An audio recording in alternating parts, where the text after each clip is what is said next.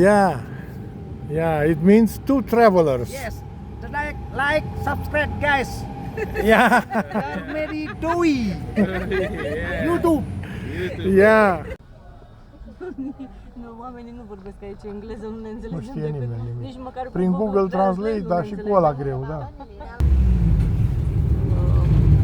Am vrut să intrăm cumva în... să vedem viața localnicilor de aici. Să intrăm în atmosfera asta a insulei. Deși am încălțăminte adecvată, pur și simplu mi-e frică să... Nu pe margine, că e mai nasol. Nu, stai că trebuie să opresc. Oprești, dar nu pe margine. Eu pe aici, dar cu pași mici. Aici e saună, efectiv. Chiar dacă e înnorat, e umezeală, cred că 100%. Junglă, ce să mai... Am vrut junglă, uite, avem junglă noi. Am reușit o coborâre foarte grea. Un drum extrem de alunecos. E superbă cascada.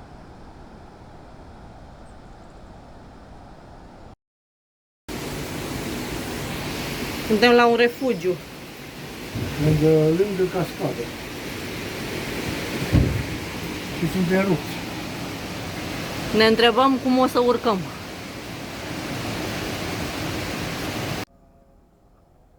Am reușit să urcăm panta. Foarte greu, cred că a durat o oră. Da. Am ajuns în Manado și în prima zi ne-am hotărât să mergem spre Tomohon. Am venit cu un grab aici la Autogaro. E de râs, uitați-vă cum arată, e deplorabil. Cum arată minivanurile lor. Nu, oamenii nu vorbesc aici engleză, nu ne înțelegem Nu știe decât, nimeni nimic. nici măcar cu Prin Google Translate, nu dar ne și cu înțelegem. ăla greu, da. Nu are nimic, aia e, măcar... E distractiv, Da. e mare distracție. Ne propuneau să rămânem la cascadă, la cascada Dar nu Pali. știm exact cum ne întoarcem de acolo și am preferat să nu. N-am reușit să ne înțelegem cum ne întoarcem și am preferat să le spunem să ne Nu, ducem e- în Tomohon. E clar că toată lumea ne spune, am citit și pe alte recenzii și alte vloguri, că toată lumea ne spune să luăm ori mașini private, ori grabul. Da, e clar că... Deci ori să luăm grabul, că cu autobuzele astea, în primul rând, e o căldură insuportabilă aici. Nu se poate sta. Vă dați seama că nu există aer condiționat sau alte... Adică să mai urcă cineva peste mine acum. Pe peste tine n-are loc. Un pic așa. Un loc acolo și un loc e ăsta de aici. Ăsta maro. Așa, hello. Hello. Hello. Do you speak English? No. No, speak English. No, Era salvarea noastră, dacă știai. no, bahasa Inggris. Ah, yes, yes. No, apa itu ya? Da sekolahnya, da karena sekolah betul.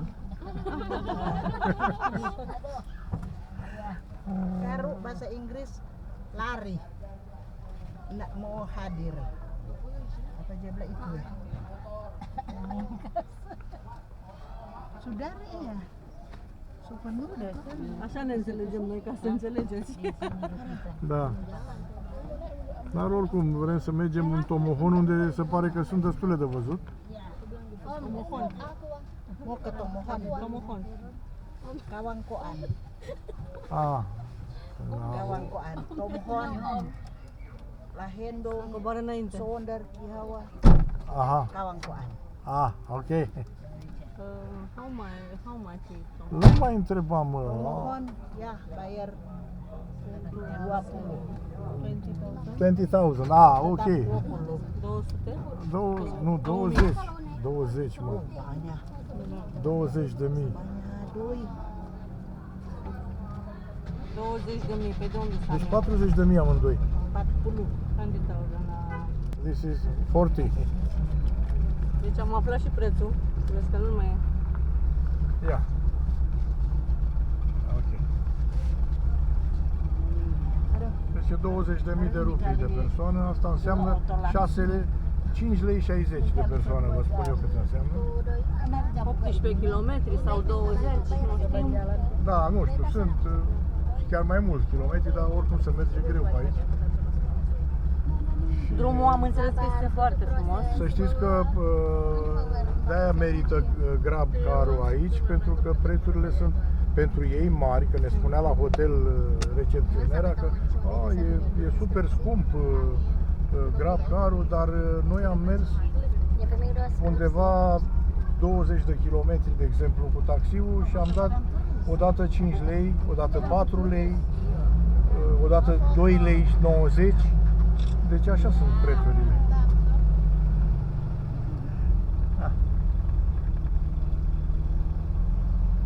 Fac poze cu noi. Și ne facem vloguri cu ei. Da. Dacă iese. Pe casa de spate și engleză. Un pic, probabil. Hai. Nu a pornit în primul. A pornit în a doua. Să sperăm că ține motorul până acolo. Do you speak English?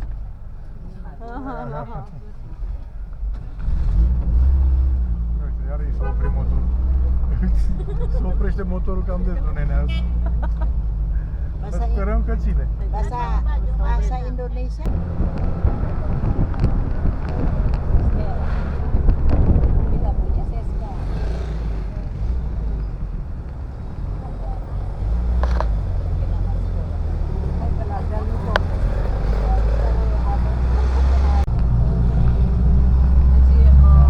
Noi acum mergem spre Tomohon, care se află în regiunea Minahasa.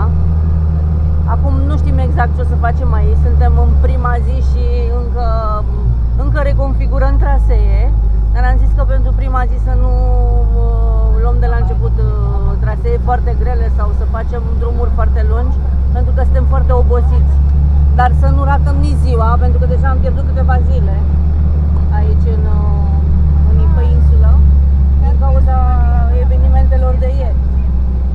În primul rând că avionul a ratat aterizarea din cauza vremii, nu a putut ateriza, am făcut încă 2 ore escală pe o altă insulă, ne-am întors, după care a trebuit să anulăm rezervarea care am avut-o la Bogani Cotici, pentru că am aflat că acolo în zonă erau inundații și nu aveam ce să facem, așa că am făcut pe fugă o rezervare aici în Manado și am găsit un șofer cu mare noroc, o să vă povestim într-un alt vlog. Am găsit un șofer care să ne aducă aici. A fost un drum infernal de 10 ore, însă în timp în care am putut să ne odihnim câteva ore. Era mașina foarte confortabilă și am dormit. Da, însă prețul n-a fost deloc mic, am parcurs cred că vreo 450-500 de kilometri. Da, dar a fost shuttle privat închiriat, care nu e foarte ieftin, a fost în jur de 600 de lei a costat. Că echivalent 2 milioane de rupii. 2 milioane de rupii. Am avut o altă ofertă inițial, mi s-a cerut de către un alt șofer, o altă persoană, 3 milioane, am refuzat și cu mare noroc ne-au ajutat niște fete de la agenția de schimb valutar. Prin cunoștințe am reușit să... Fetele alea ne-au salvat jumătate din excursie. Și efectiv s-au implicat, ne-au căutat, inclusiv s-au dus să ne cumpere cartele de... Casa de schimb valutar închidea la ora 5 și au rămas cu noi până la ora 7 până ne-a luat șoferul, mașină. Care tot ele l-au găsit. Deși pare că se merge haotic, de fapt șoferii de aici sunt foarte buni.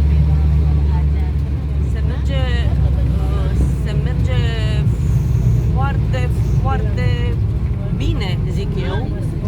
Mai ales că sunt foarte mulți scuteriști aici. Drumurile sunt foarte înguste. Și drumurile sunt foarte înguste, da, exact. Mie mi se pare că șoferii indonezieni... Se înțeleg din claxoane. Da, bine, asta este un limbaj al lor. În afară de limba indoneziană. Am vrut să intrăm cumva în... să vedem viața localnicilor de aici. Să intrăm în atmosfera asta a insulei.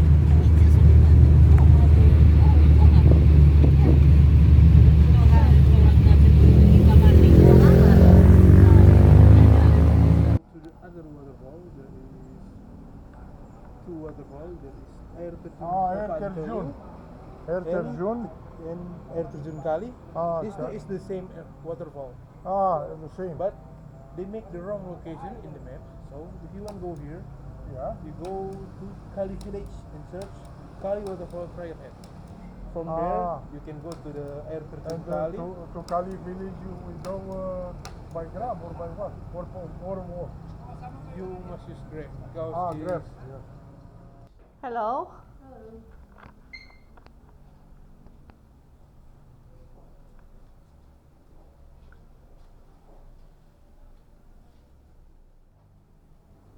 Înțeleg că sunt 3 cascade. Da. Thank you.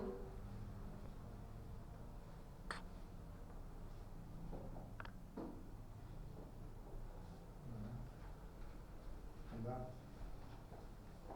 Aia seara. Un tur. Da, probabil. Aici la cascadă este o coborâre de 800 de metri în pantă, dar trebuie să ai mare grijă că drumul este alunecos. Nu l-au întreținut și pavelele se pline de mușchi. Fai de mine! Deși am încălțăminte adecvată, pur și simplu mi-e frică să... Nu pe margine, că e mai nasol. Nu, stai că trebuie să opresc. Oprești. Dar nu pe margine. Eu pe aici, dar cu pași mici. Am reușit să trecem cu bine de pantă. Noroc cu balustradele. Și acum încet, încet ne deplasăm către cascadă, dar cu mare grijă, pentru că e alunecă.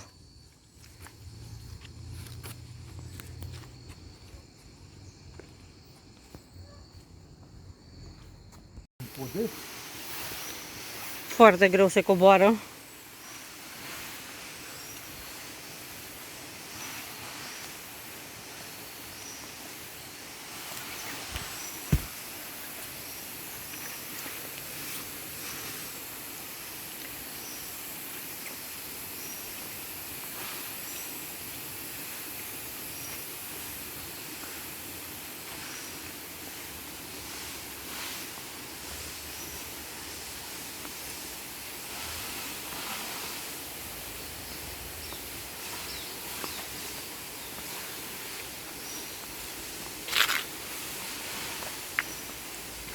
Eu mă întreb cum o să urcăm.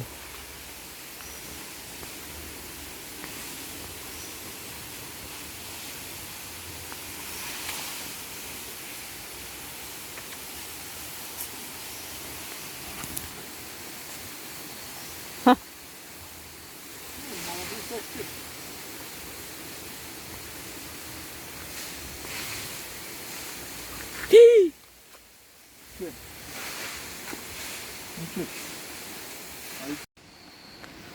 Suntem într-un impas acum, pentru că nu știm dacă să ne mai continuăm drumul către cascadă, pentru că nu avem nicio balustradă, niciun mijloc de susținere. Și alunecă la greu. Și riscăm să ne rupem picioarele din prima zi. N-am nici Deja cea mai... încep să mă îndoiesc că mai ajungem până la cascadă, că mai avem 400 de metri până la ea. E panta până sus acolo. Ai, și n-are balustradă, n-are nimic. N-are nimic, da. Dacă fac o încercare să văd dacă alunecă. Să văd, poate se poate prin iarbă pe lângă ea. Mă îndoiesc să se poate prin iarbă, pentru că nici nu e spațiu.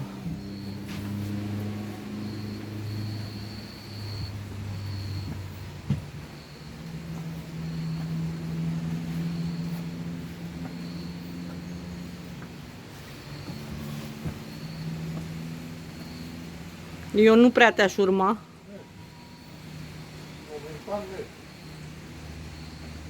Da, dacă ajung sus, dacă ajung până sus, merge. Merge de sus.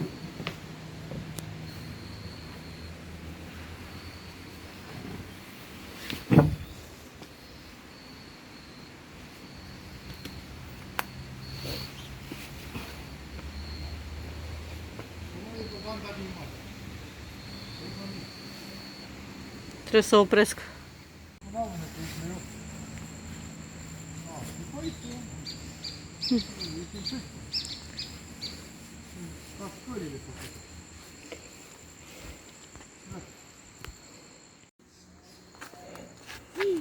Încet, încet.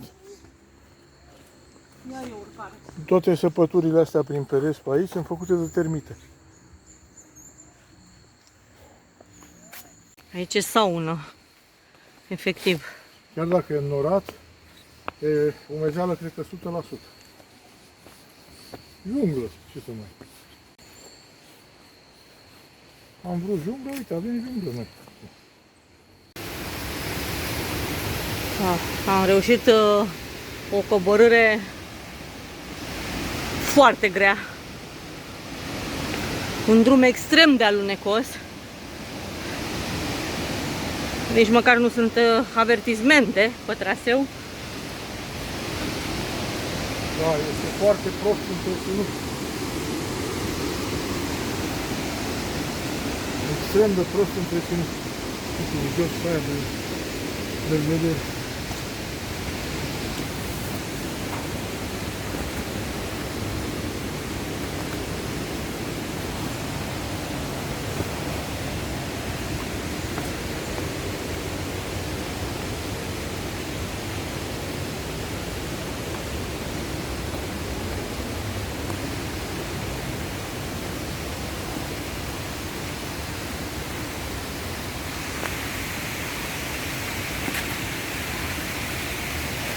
Oh, aici alunecă mai tare.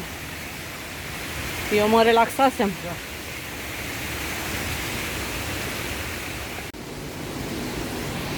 Suntem la un refugiu. Lângă cascadă.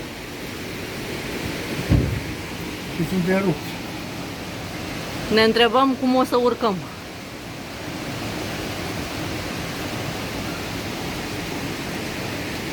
Și nu ar fi problema atât urcarea, problema urcării, problema e că alunecă. Drumul este extrem, extrem de periculos.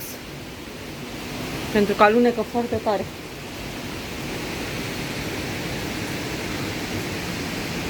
Din păcate, pentru frumusețile acestei insule nu este întreținută. Păcat de frumusețea acestor locuri.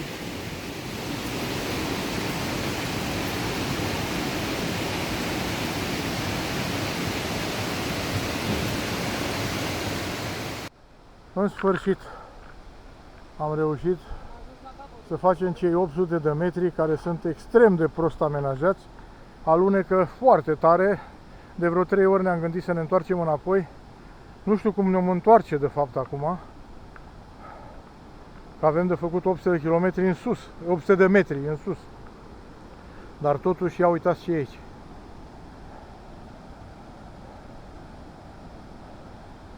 Are, cred că 100 de metri, dacă nu mai mult. Deci aici, în jungla asta, este saună. Da, și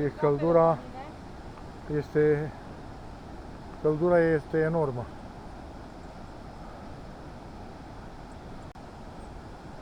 E superbă cascada.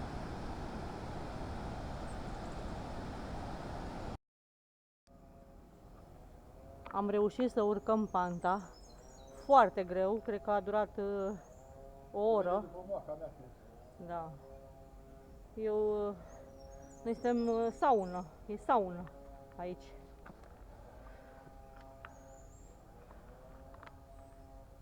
Nu mai pot nici să respir, m-am deshidratat.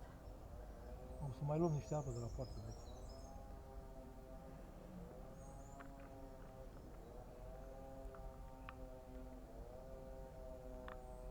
Cam așa arată drumul. Și asta este intrarea.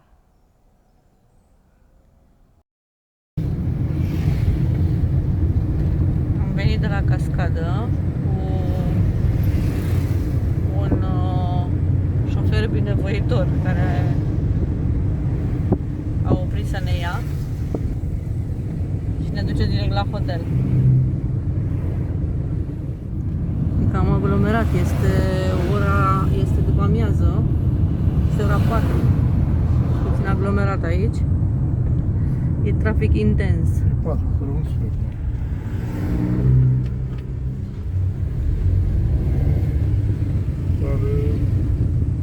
Dar ne apropiem, cred, de intrarea în oraș. Marado.